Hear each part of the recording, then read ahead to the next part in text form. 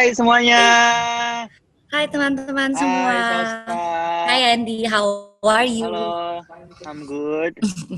Lo apa kabar? Baik, alhamdulillah. Sedih banget ya kita mau tayang Malik dan Elsa, tapi kita tidak punya kesempatan untuk bertemu sedikit pun. Iya ya, sedih ya awal-awal doang. Iya. Beberapa kali ketemu.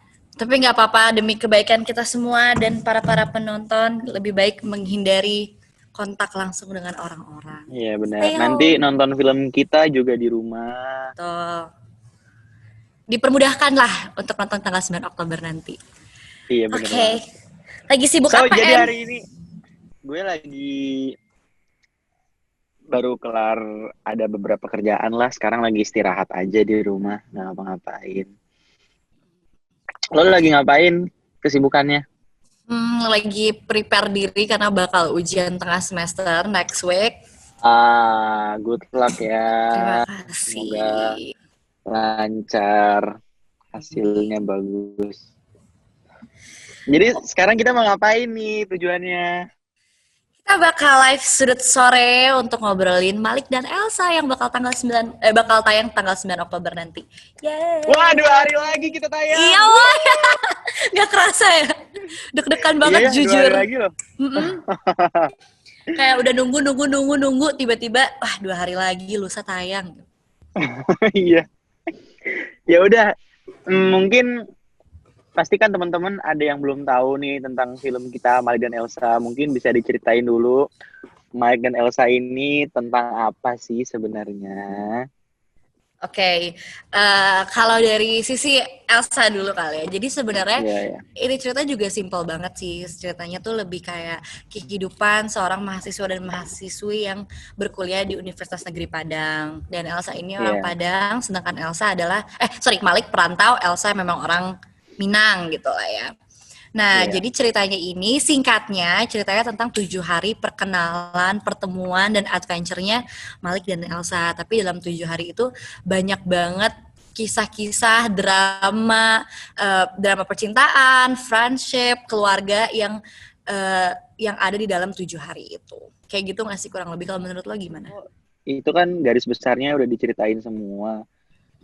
Dan balik lagi, film ini diadaptasi dari novelnya Kak Boy Chandra. Jadi untuk kalian mungkin yang udah baca novelnya atau mungkin penggemar setianya Kak Boy yang udah baca novelnya, pasti kalian bakalan nunggu banget film Malik dan Elsa ini gitu.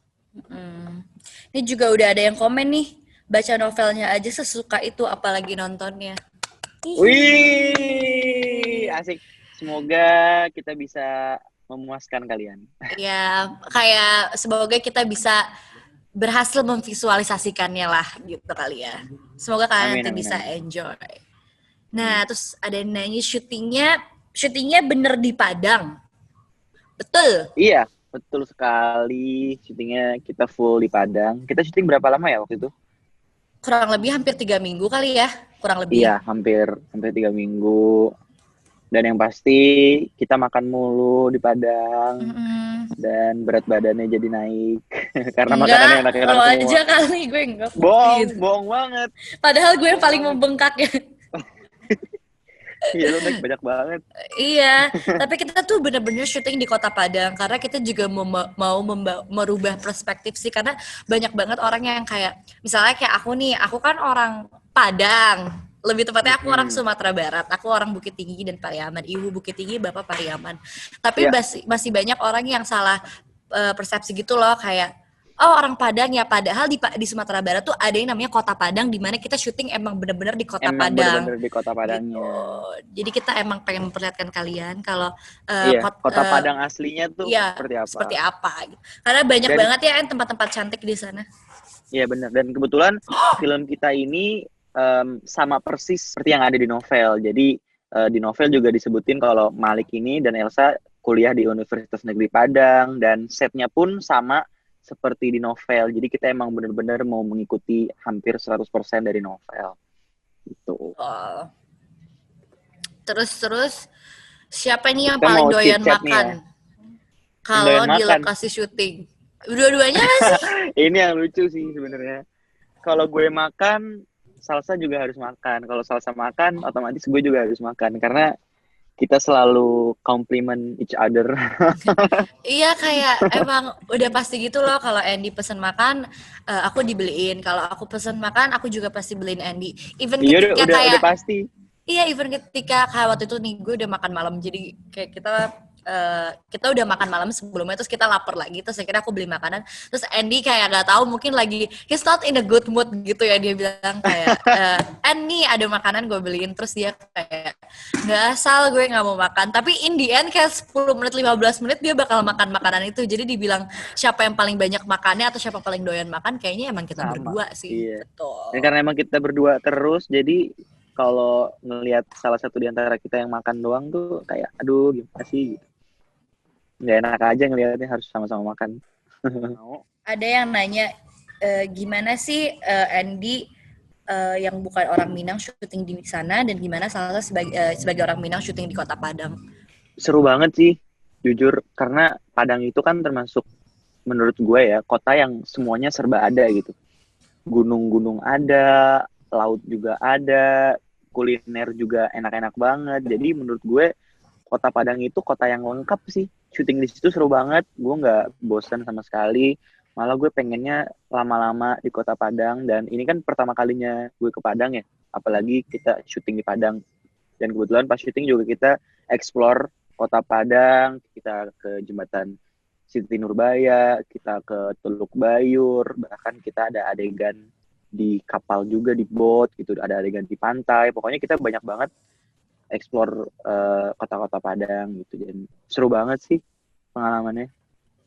Kalau aku sih, aku kan emang orang Sumatera Barat gitu ya, tapi emang belum, maksudnya kesana tuh cuman kayak pulang kampung. Nah ini baru juga first experience kayak, oke, gue bakal syuting di Padang. Lebih kayak banyak banget sih pengalaman-pengalaman baru, pelajaran-pelajaran baru. Masih banyak kayak rasanya, loh kok gue orang Padang tapi gue nggak tahu ini Iya gitu. bener. Pride juga kayak ketika dikenalkan, oh ya Salsa ini juga orang Padang, jadi ngerasa kayak, halo, aku bagian dari rakyatmu kayak gitu. Tapi senang banget sih, banyak pelajaran-pelajaran baru yang kita dapat ya pas selama syuting di sana. Iya sih, Gitu. kita juga disambut baik sama Bapak Wali Kota di Padang. Kita juga syutingnya disupport, selalu disupport, ada yang jagain, jadi alhamdulillah syutingnya aman dan lancar semuanya. Alhamdulillah. Ada kesulitan nggak sih selama syuting Mali dan Elsa? Kesulitan ya? Sebenarnya sih nggak begitu banyak kesulitan, cuman awalnya memang awalnya kita memang agak kayak merasa kesulitannya, karena menurut kita ketika kita baca skenarionya kayak kok ceritanya simpel banget ya, dan menurut gue dari sisi pemain semakin simpel ceritanya semakin susah membawanya gitu loh. Bener, iya Karena itu bener. gimana caranya untuk kita, apalagi ini kan dari novel ya, dan kita mendapat bagian untuk memvisualisasikan apa yang Kak Boy tulis, dan menurut gue itu adalah salah satu beban besar juga sih. Bener. Karena dari buku kita bawa ke adegan dan ceritanya juga simple banget. Pas baca bukunya juga gampang banget untuk dicerna, tapi ketika kita adaptasiin hal tersebut ke film tidak semudah ketika kita membaca buku tersebut. Kayak gitu sih. Ini pertama kalinya syuting film yang diadaptasi dari novel ya? Iya, gue iya sih. Gue juga. Jadi ya emang ini tantangan baru sih buat kita. Betul. Tapi ternyata setelah dijalanin, setelah kita syuting, justru dengan simpelnya cerita kita, dengan ringannya cerita kita, justru jadi lebih fun sih. Iya, betul. Jadi lebih fun aja buat ditonton gitu. Karena ya kita penonton nggak perlu terlalu mikir banyak tentang kayak ini mau gimana sih hubungannya gitu. Jadi emang dijalanin aja gitu, dan kayak kita juga berusaha untuk bikin se-relate mungkin sama kehidupan sehari-hari dan believable gitu. Jadi ya seperti normal aja, seperti kehidupan normal gitu. Ya anak muda banget lah. Anak muda, mahasiswa yang baru masuk kampus, mahasiswa baru ya dengan segala drama-dramanya gitu. Seru deh pokoknya. Oke, next. Apa sih yang bikin Elsa suka ke Malik, begitupun juga sebaliknya? Coba dong ceritain sedikit. Ayo, ini sebagai karakter ya, in karakter ya. Kenapa Malik bisa suka sama Elsa? Karena dia cantik. Bener dong? Ini kalau kita ngomongin first impression, kan ada tuh. nanti ya gue nggak mau bocorin, nggak mau spoiler, tapi first impression emang dia tuh sampai bengong gitu ngeliatin Elsa pada saat pertama kali ketemu. Dan kira-kira anaknya seru, kira-kira anaknya friendly. Akhirnya dia berusaha untuk berkenalan sama Elsa dan untuk bisa lebih dekat lagi gitu. Yang disukain sih mungkin karena Elsa ini nggak kayak kebanyakan cewek ya. Mungkin yang biasanya cewek itu lebih terbuka. Kalau Elsa ini lebih tertutup, anaknya introvert. Jadi Malik itu bertanya-tanya, ini sebenarnya anaknya kayak apa sih, kayak gitu. Dan itu mungkin yang bikin Malik berusaha untuk masuk ke dalam hidupnya Elsa, untuk cari tahu latar belakangnya seperti apa, kehidupan keluarganya gitu. Dan ternyata faktor yang paling besar adalah karena kita cocok. Jadi kita baru sekali ketemu, ngobrol, dan ternyata kita nyambung. Akhirnya selama 7 hari itu kita setiap hari bareng, kita jalan-jalan, kita ngomongin waktu sama-sama. Kalau menurut Elsa, kayaknya Malik itu seperti memberikan warna baru dalam kehidupannya sih. Karena kan bisa dibilang Malik tuh sama Elsa sebenarnya beda banget ya sifatnya. Yeah. Mereka tuh lebih kayak yin and yang gitu loh, kayak complete each other lah. Iya. Yeah. Karena Elsa tuh gak begitu, bener kata Malik, agak introvert mungkin bisa dibilang, karena dia tidak begitu punya banyak teman. Abis itu dia ya emang anak rumahan aja, bersosialisasi ya.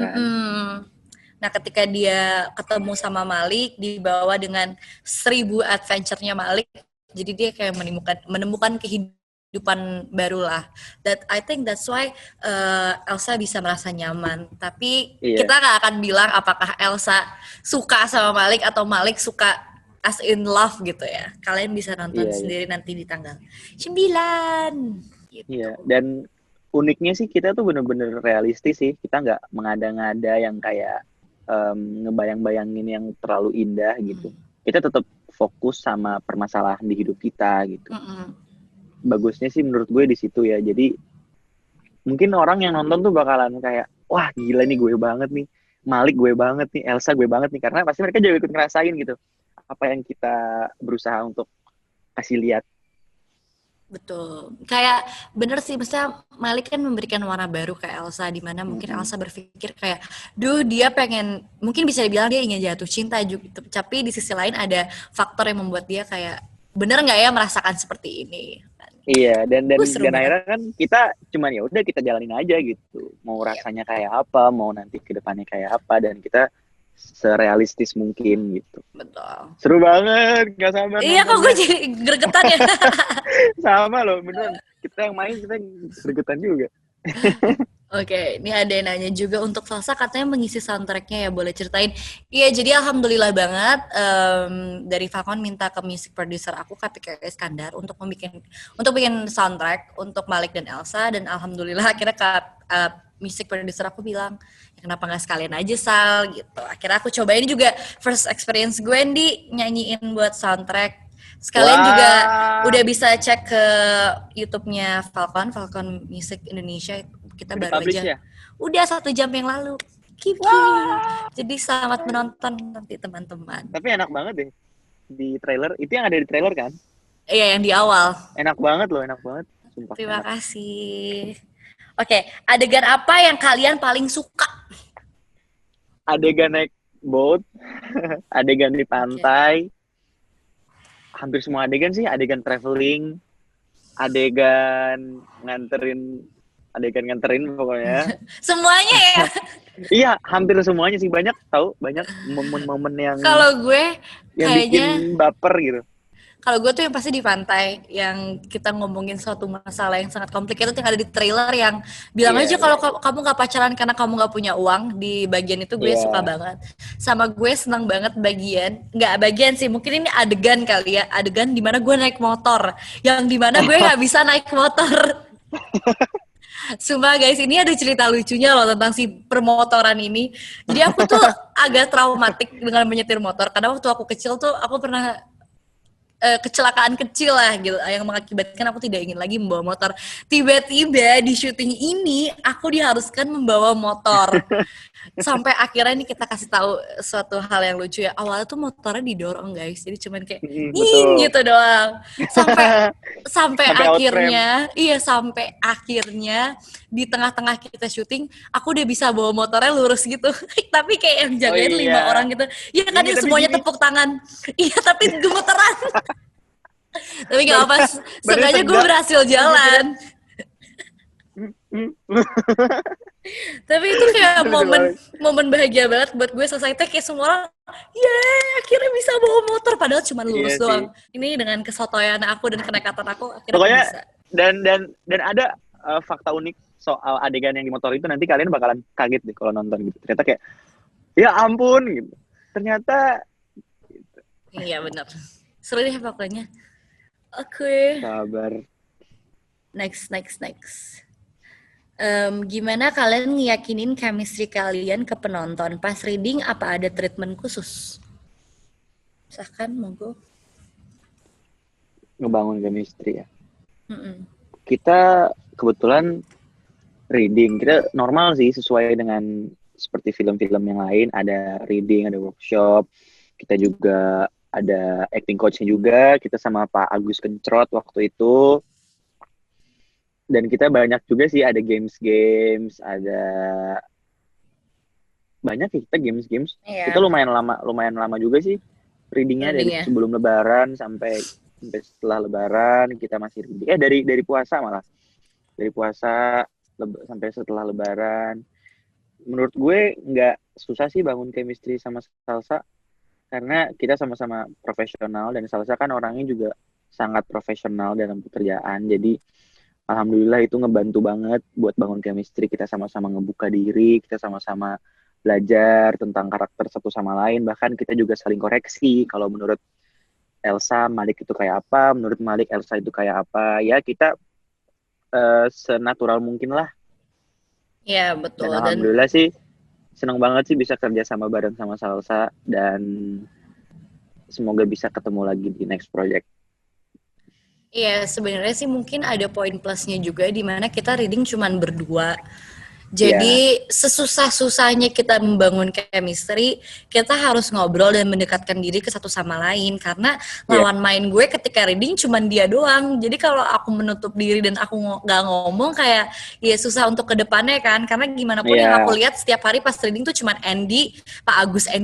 Dan kadang pun Pak Agus memberikan kita waktu untuk kayak ya udah deh lu ngobrol nih berdua, lu bahas skenario-nya. Kalau lo udah siap. Terus ada juga momen dimana kita pergi untuk bedah skenario karena waktu itu Pak Agus ngasih kita PR, kita harus bisa mendeskripsikan Malik dan Elsa secara pribadi dalam satu skenario ini ceritanya tentang apa gitu. Jadi akhirnya kita pergi berdua, kayak kuliah sih, kayak bener-bener kayak kuliah, kayak kita dikasih PR untuk mendeskripsikan. Jadi akhirnya karena kita banyak ngobrol dan mostly emang ngobrolnya cuma berdua, jadi mau nggak mau, alhamdulillah terima kasih Tuhan, chemistry-nya gampang dibangun gitu. Iya. Dan mungkin karena kita juga udah kenal dari kecil gitu ya. Jadi ya teman kecil gue ini gitu. Jadi ya kita lebih keseru-seruan sih, nggak ada beban, nggak ada pressure yang menyulitkan gitu. Alhamdulillah.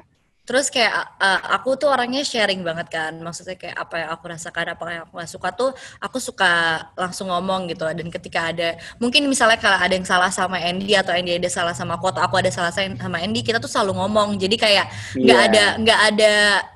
setelah masa awkward baru pertama kali ketemu, setelah kita udah cair, setelah udah jadi air, itu tuh masa-masa awkward segala macam tuh udah lewat karena kita emang terbuka banget satu sama lain gitu. Trust sih, yang penting trust lah. Kalau kalian mainnya cuma berdua atau main sebagai pasangan, kalau nggak ada trustnya susah sih. Iya sih, benar. Oke. Next, untuk Andy. Untuk Andy, karakter Malik apa yang sama dengan karakter Andy? Apa niche bedanya gitu? Yang sama dan yang beda. Ya. Gue susah sih kalau menilai diri gue sendiri gitu.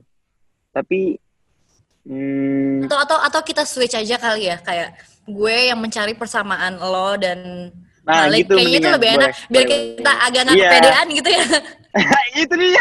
Itu dia takutnya malah jadi kepedean. Ya udah, Gitu aja kali ya gue menilai Malik dan Andy, lo menilai Salsa dan Elsa. Jadi gini, kalau menurut aku ya, perbedaan Malik dan Elsa, persamaannya Malik dan Andy, mereka berdua tuh sama-sama hard worker banget. Sama-sama sangat-sangat pekerja keras, karena Malik pekerja keras dan Andy pekerja keras, dan mereka sama-sama punya goals dalam hidupnya yang kayak gue harus maju nih ke sini gitu. Dan Andy pun orangnya kayak gitu.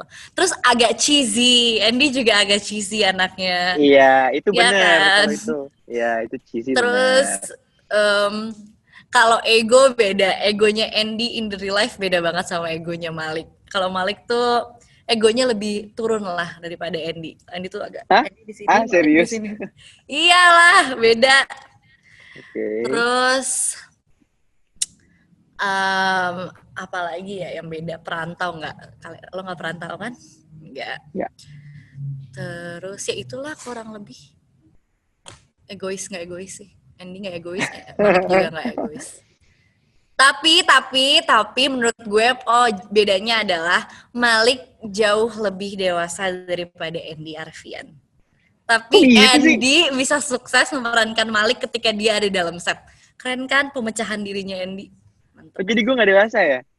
Kalau agak-agak ya gitulah. Tapi maksudnya ketika lo udah on set, ketika kita jadi Malik dan Elsa, lo tuh berubah gitu loh. Maksudnya lo bisa melupakan sisi anak-anakan itu gitu. Lo berubah menjadi si Malik yang tough, yang kuat, yang emang hidupnya tuh struggling banget. Gitu. Oke, berarti gue berhasil ya memerankan karakter Malik. Kalau garis besarnya dari karakter beda, Elsa itu bener-bener introvert. Gue juga introvert tahu. Ya tapi nggak se-introvert Elsa, mungkin semi. Ya ambivert kali ya. Tapi mungkin ada sisi-sisinya yang dia tuh anaknya tuh agak pendiam sih. Kadang-kadang lu juga pendiam kan, apalagi baru kenal sama orang. Kayak waktu baru kenal sama Malik, dia kan agak-agak pendiam. Jadi mungkin dia karena dia ngebaca orang ini kayak apa sih, ngebaca situasi. Bahkan waktu kita kenal Malik dan Elsa kenal di awal itu, gue kan yang lebih banyak ngomong, gue yang lebih banyak berusaha deket sama lo gitu. Oh iya. Itu sih secara garis besarnya. Iya, cukup lah ya. Anaknya rajin belajar. Sama kan sama gue. Ceritanya anaknya rajin belajar. Jadi dia anak rumahan banget dan suka belajar. Ya mirip sih sama Salsa. Sama-sama suka belajar gitu. Oke. Nah, filmnya kan bakal tayang 9 Oktober nanti. Besok, apa nih yang kalian ingin sampaikan ke penonton dan fans kalian? Apa ya, gue excited banget sih jujur.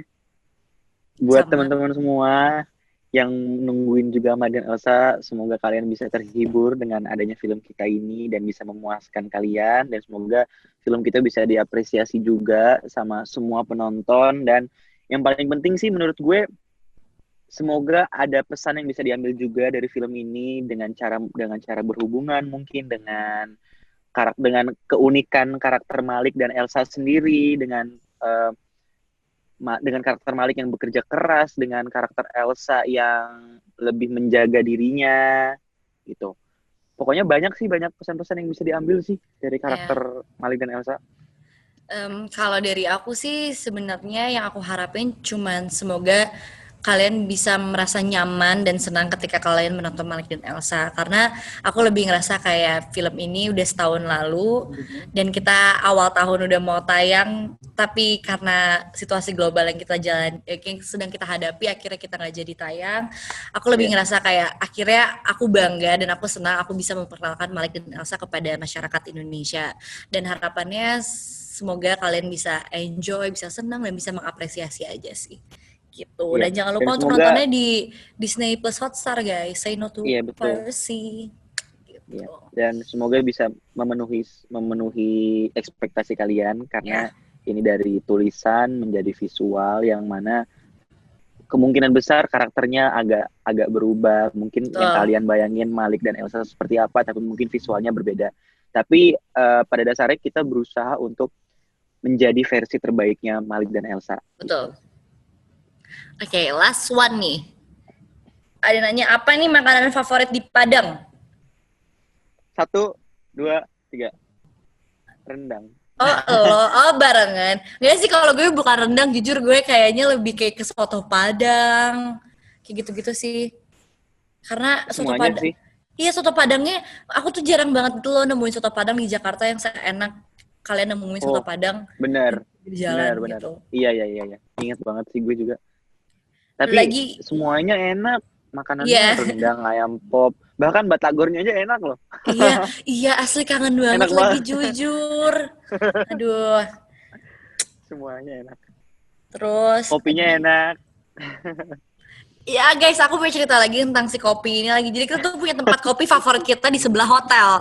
Dan Iya. dan alhamdulillah kayak kita kan beberapa kali pulangnya agak terlambat, tapi lebih sering kita pulang cepat gitu kan. Jadi kita tuh udah rutinitas banget, jujur bangun kalau nggak gue atau Andy yang beli kopi, abis itu pulangnya melakukan hal yang sama gitu. Iya, kita Kayak bangun, kita sebelum berangkat ke lokasi beli kopi, pulang dari lokasi beli kopi, bahkan lagi di lokasi juga kita suka order kopi. Pokoknya ngopi terus. Oke, kayaknya cukup ya untuk hari ini. Pertanyaan-pertanyaannya semua udah dijawab dan kita udah bacain komen-komen juga dari kalian. Terima kasih banyak udah ngeluangin waktu untuk nonton live kita, dan jangan lupa untuk nonton Malik dan Elsa yang akan tayang pada tanggal 9 Oktober 2020 di Disney Plus Hotstar. Sampai ketemu teman-teman. Jangan lupa Sampai ketemu berlangganan. lagi. Dadah Andy. Dadah. Bye-bye.